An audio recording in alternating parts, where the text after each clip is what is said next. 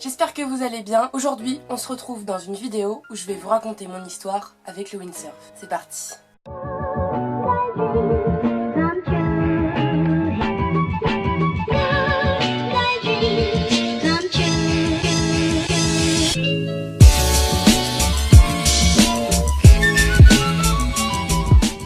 On me pose souvent la question de quand j'ai commencé le windsurf, comment j'en suis arrivée là. Donc j'ai décidé de tourner cette vidéo pour répondre à toutes vos questions. Ce que je vais faire pour illustrer un peu mon propos, c'est que je vais essayer de vous incruster un maximum de photos. Au moins ce sera plus parlant pour vous.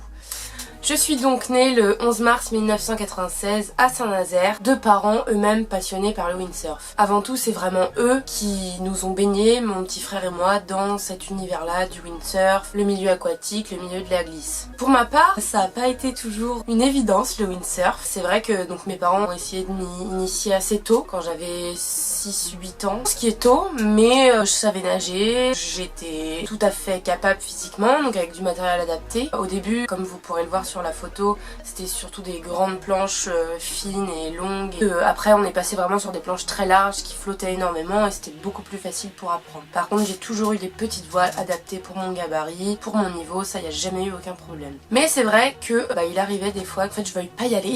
J'ai des souvenirs et même ma maman elle me le dit assez régulièrement, de mon papa qui prépare tout le matériel et de moi qui suis sur le bord de la plage et qui dit à ma maman mais je veux pas y aller en fait. Et ma maman qui me dit oh t'essayes, tu fais au moins un bord, ça lui fera plaisir. Et effectivement en fait j'y allais, je faisais un bord et puis 2 bords et puis 3 bords et puis 4 bords et en fait je restais 1 heure quoi. Des fois c'était juste le coup d'y aller et parce que c'est pas facile hein, quand on est petit la planche à voile, faut s'accrocher, on tombe, on ramasse, on comprend pas le vent, tout ça donc il faut pas se décourager et c'est vrai que pour ça mes parents ils ont été un super soutien. Donc moi j'ai fait énormément de gym, c'était le choix que j'avais fait, j'avais essayé pas mal de sports, j'avais fait un peu de foot, j'avais fait un peu de danse mais vraiment le sport sur lequel j'avais porté mon dévolu c'était la gym. Donc j'ai dû en faire de mes 6 à mes 13 ans à peu près et puis ça s'est très mal terminé. Puis moi je suis quand même une compétitrice dans l'âme depuis toujours donc j'avais envie de retrouver quelque chose pour faire de la compétition. Sachant que moi donc j'étais déjà rentrée au collège quand j'ai arrêté la gym et le sport études voile me faisait rêver mais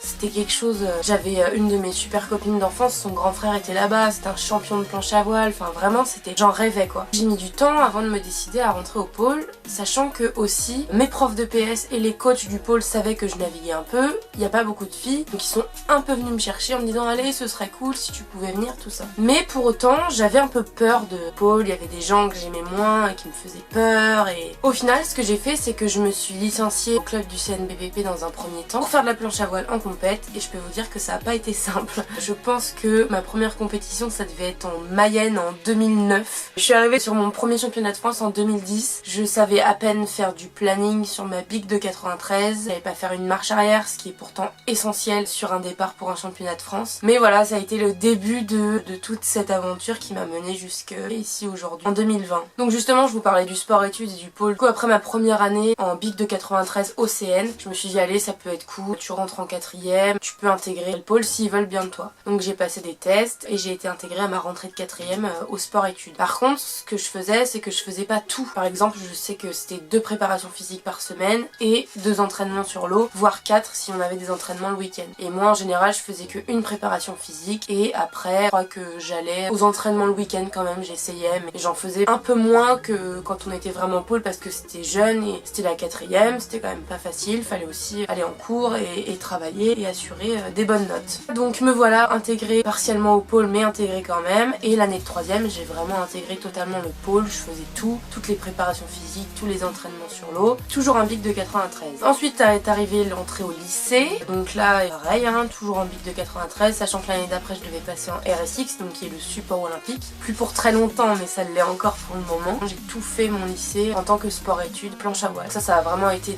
des années incroyables. On est allé en Angleterre, on est allé en Sardaigne, je me suis cassé la main. Ça fait partie d'une histoire, je pense que je vous raconterai l'histoire de mes mains cassées dans une autre vidéo si ça vous intéresse, n'hésitez pas à me le dire. Et en fait cette histoire de mes mains cassées a repoussé mes débuts en RSX à 6 mois, ce qui a été un peu compliqué. Du coup j'ai refait un championnat de France en big de 93 alors que je devais le faire en RSX, j'ai subi complet, c'était horrible. Mais voilà, donc après des super années, on a vachement voyagé, j'ai fait énormément de compétitions. Ensuite j'ai commencé le slalom. Alors mes débuts en slalom doivent dater je pense de 2013 à peu près. 2012, ouais, sa première, je pense, mon année de première. Donc c'est ça, en 2012 en fait j'aurais dû faire mon premier championnat de France en slalom, mais j'ai pas pu le faire parce que justement j'avais la main cassée. En fait on avait un coach au pôle qui lui coachait la Big de 93 et essayait de pousser un peu pour que les filles fassent du slalom. Et puis moi j'avais ma copine Maëlle qui en faisait déjà pas mal, où j'ai donc fait mon premier championnat de France de slalom. C'était à Narbonne, c'était une super expérience. Et en fait là ça a été vraiment le début de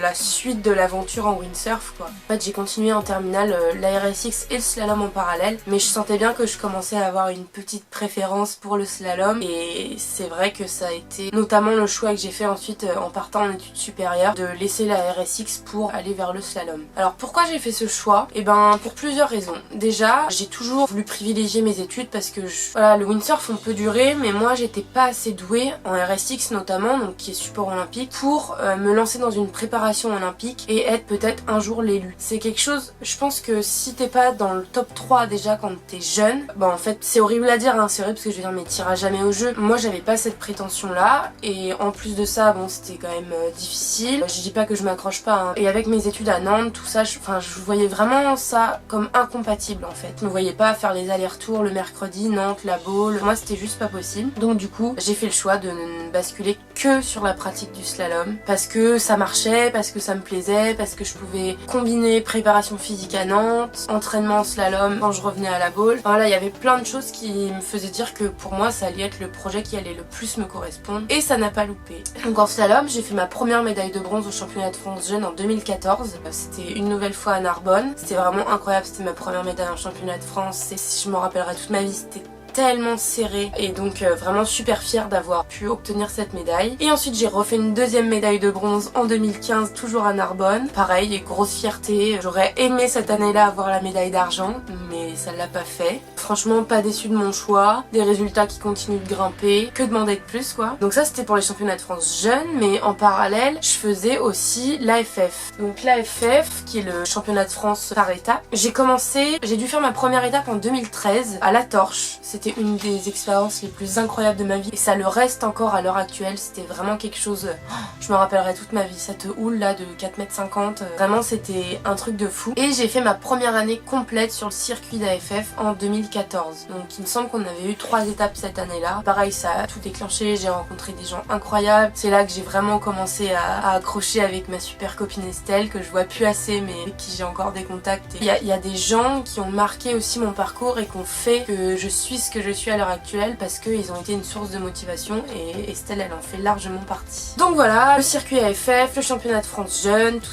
ça. Bah en fait en 2017 j'ai décroché ma première médaille justement sur le circuit d'AFF grâce à un peu un concours de circonstances qui a fait qu'en fait celles qui sont tout le temps, les 3 premières ne pouvaient pas être là puisqu'elles étaient en Coupe du Monde. Donc moi j'ai saisi cette opportunité pour gagner en fait l'étape sur laquelle elles n'étaient pas, ce qui m'a permis de me classer 3ème sur le ranking de l'année, ce qui était pour moi quelque chose d'impensable quand j'ai commencé le slalom, de me dire que j'allais pouvoir faire une médaille au championnat de France AFF, qui l'eût cru. Et après les étapes de championnat de France, j'ai aussi attaqué les étapes de Coupe du Monde, c'est-à-dire les PWA. Là c'est pareil, ça a lancé le début d'une super aventure, quelque chose qui me faisait toujours rêver quand j'étais petite. Et puis bah moi je me suis retrouvée avec les meilleurs mondiaux à naviguer au Danemark, au Portugal, à Marseille, enfin voilà, c'était vraiment un truc de fou. Mais après c'est vrai que je les fais pas toutes, donc c'est compliqué pour moi d'être régulière dans mes résultats, mais ça a été vraiment une super expérience que je compte d'ailleurs prolonger. Et puis il y a aussi eu, je crois que ça c'est un de mes plus gros résultats, le championnat du monde IFCA à la Tranche. On a attendu le vent pendant des jours et des jours, et puis finalement un jour il y a eu un petit vent léger qui a décidé de souffler. On a fait 2 manches et puis je me suis classée 4ème du championnat du monde IFCA senior. Tout simplement incroyable, je suis 4ème mondiale en slalom, je crois que c'est 2017. Donc 4ème, ex aequo avec la 3ème. En fait on a fait 2 manches et moi je fais 3 et 4 et elle a fait 4 et 3. Et vu qu'il n'y a pas de discard, donc de manche qui est retirée, et que c'est elle qui a la meilleure dernière manche, c'est elle qui est passée devant. Donc c'est assez frustrant de se dire que bah en fait j'aurais pu finir 3ème 4e mondial et puis au final je suis au pied du podium, mais c'est quand même un super bel accomplissement et je suis très fière de cette 4e place et c'est quelque chose que je garderai toujours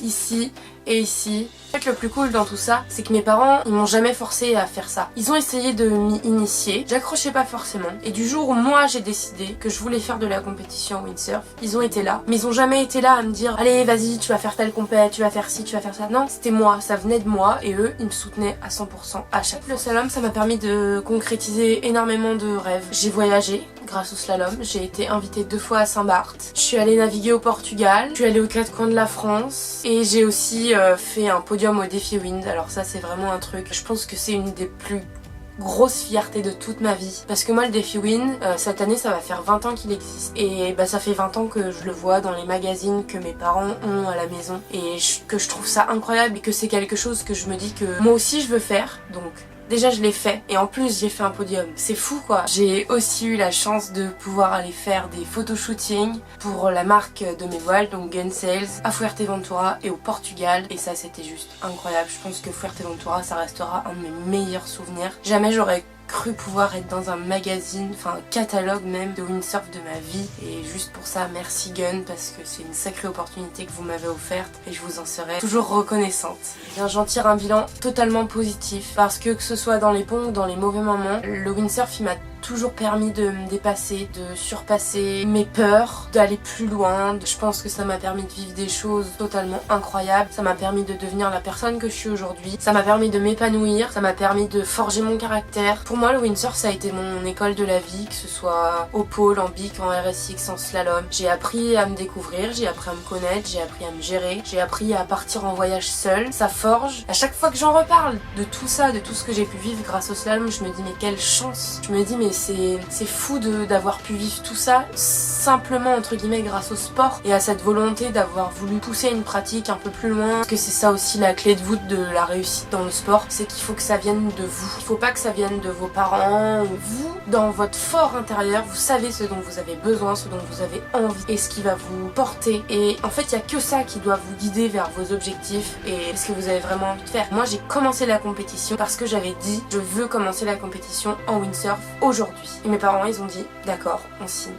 Donc franchement je suis super reconnaissante d'avoir pu vivre tout ça. Je suis hyper reconnaissante envers mes parents parce que sans eux ça ne serait pas possible. Si derrière on n'a pas des parents qui sont prêts à se sacrifier, parce que moi clairement c'est ça, en fait ça peut pas suivre. Ouais, faut s'accrocher et puis ça permet de vivre des choses incroyables. Merci Slalom en fait et merci d'avoir fait ce choix. Jamais je regretterais d'avoir fait ce choix de vivre ma meilleure vie en slalom et franchement c'est juste incroyable quoi. Aujourd'hui là quand je regarde tout ce que j'ai pu faire depuis, allez on va dire 7 ans en planche à voile, un peu plus du coup parce que ça fait plutôt 11 ans depuis que j'ai vraiment commencé, mais 7 ans depuis que j'ai commencé le slalom et que c'est ce que j'ai vraiment envie de faire. Je me dis mais waouh, comment c'est possible de vivre autant de choses et en même temps de mener ses études à côté, garder une vie sociale, enfin voilà, je suis reconnaissante en fait d'avoir pu vivre tout ça. Je sais, je me le répète, mais c'est la vérité et je trouve ça important. Il faut, je vais encore sortir une phrase bateau, mais il faut savoir d'où on vient, toujours garder à l'esprit d'où on vient pour apprécier l'instant présent et se dire bah je vais peut-être aller là-bas et puis si j'y vais pas bah c'est que ça devait être comme ça. Et ouais, je trouve ça super important en fait d'être capable de se rendre compte de la chance qu'on a et que les choix qu'on a fait, bons ou mauvais, bah, ils nous ont permis d'avancer dans notre vie. Voilà, donc j'ai une histoire avec le windsurf, une histoire qui vient du cœur, une histoire qui existe depuis que je suis née et une histoire que j'ai envie de continuer, mais peut-être pas de la façon dont je l'avais envisagée depuis que je me suis vraiment lancée dans la compète. Et après tout, c'est ça la vie, hein. C'est des chemins, on n'a pas un chemin tracé tout droit. On a des chemins qui sont sinueux, qui se croisent, qui vont partir, revenir. En tout cas, ce que je peux vous dire, c'est de faites vos choix par vous-même, ne vous laissez pas influencer, faites ce qui vous guide, faites ce qui vous fait vibrer. Et si vous avez envie demain de vous lancer dans quelque chose, allez-y, n'ayez pas peur. Si vous le faites, c'est que ça devait se faire. Donc voilà, j'espère que cette vidéo vous aura plu.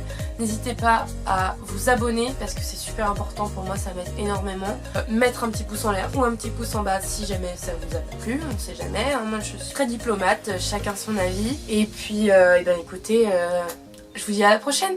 Ciao.